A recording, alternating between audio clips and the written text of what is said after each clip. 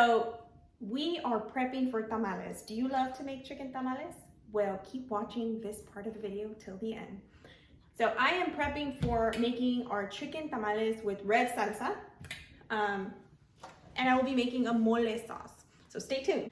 In here, I've placed 3.5 chicken breast, and I filled my crock pot with water.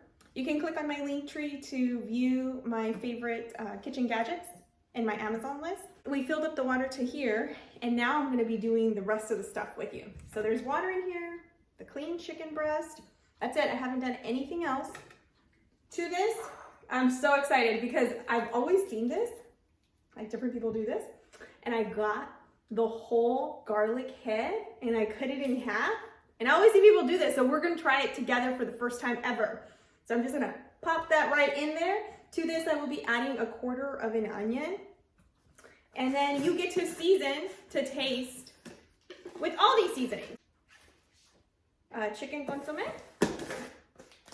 Then I'll be adding some sazon completo, just a little bit.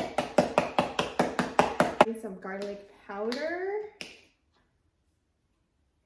Salt. And a little bit of garlic salt, and that's it.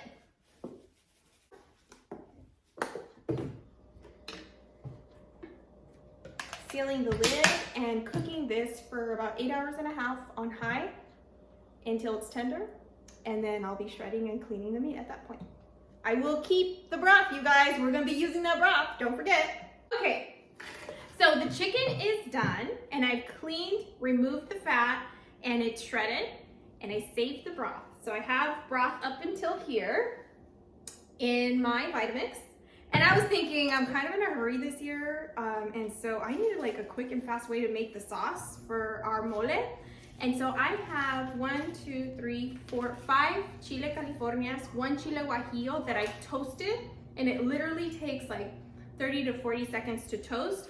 And to that, I will be adventurous and be adding a smoky morita chile.